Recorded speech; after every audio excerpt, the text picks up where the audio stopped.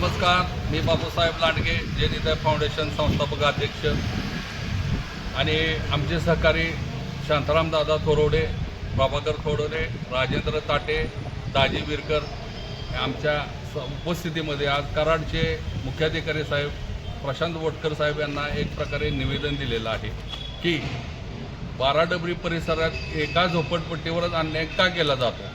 त्या झोपडपट्टीकरिता वेगवेगळ्या वेळी निवेदन दिले आहेत, आंदोलन केले आहेत। ही झोपडी वादा घर कमकुवत झालेला आहे, पडत आलेला आहे, त्याला बांधण्यासाठी परवानगी द्या म्हणून अर्ज दिलेला आहे।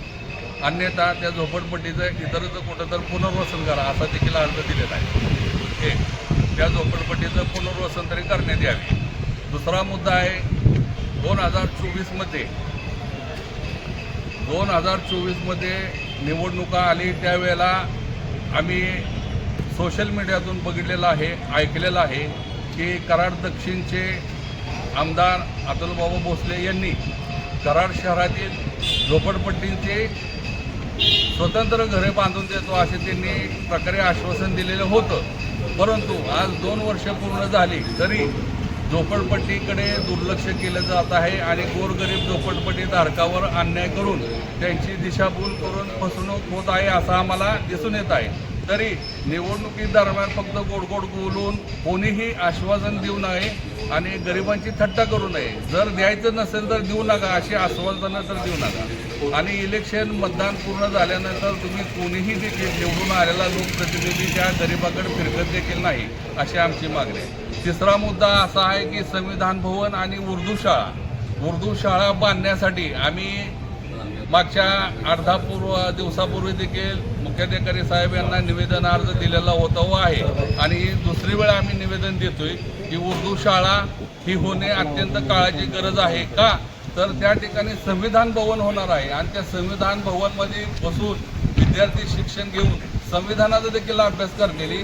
जे संविधान भवन झाल्यानंतर त्या संविधान भवनला मी माझ्या वतीने एक सर्व प्रकारची विद्यार्थ्यांना 50 पुस्तकं मी मोफत देतो आणि ते ग्रंथालय आणि वाचनालय तिथे व्हावं, त्यातून विद्यार्थी घडून तिथं आमदार, खासदार, मंत्री, पंतप्रधान होतील याचा विचार करा।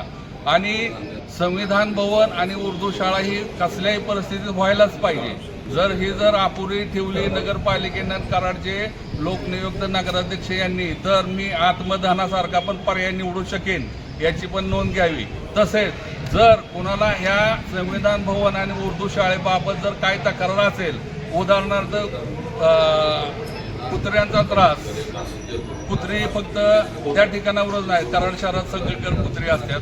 दुसरा विषय आरोग्याचा प्रश्न, तिथे घन कचरा आहे, साठलाय, घाण साठलाय, ती घाण पण आम्ही मुख्याधिकारी साहेबांना आणि लोकनियुक्त नगराध्यक्ष यांना सांगून तो कचरा डेपो देखील आपण तिथनं हटवूया, त्या ठिकाणी बगीचा करू किंवा विद्यार्थ्यांना खेळासाठी मैदान करू अशी देखील आमची मागणी आहे। पण संविधान भवन आणि उर्दू शाळा होऊ नये असा घाट गाठणं म्हणजे संविधानाला आणि लोकशाहीला घातक आहे। याचे उत्तम उदाहरण देतो की आज महाराष्ट्रामध्ये कितीतरी शाळा बंद पडलेल्या आहेत आणि एका शाळेमध्ये एकच शिक्षकेतर असं कामकाज चालू आहे। यामुळे जी शाळा होती ती अत्यंत चांगल्या प्रकारे शाळा होऊन तेथील विद्यार्थ्यांना तिथं शिक्षण घेता येईल असं आमचं म्हणणं आहे। म्हणून आमची मागणी ठाम आहे की उर्दू शाळा आणि संविधान भवन ही पूर्ण जलद गतीनं करण्यात यावे। जर रुकावट आली, जर काम थांबलं तर मी स्वतः बापूसाहेब लांडगे आमच्या सहकार्यासोबत मी आत्मदान भविष्यात करणार।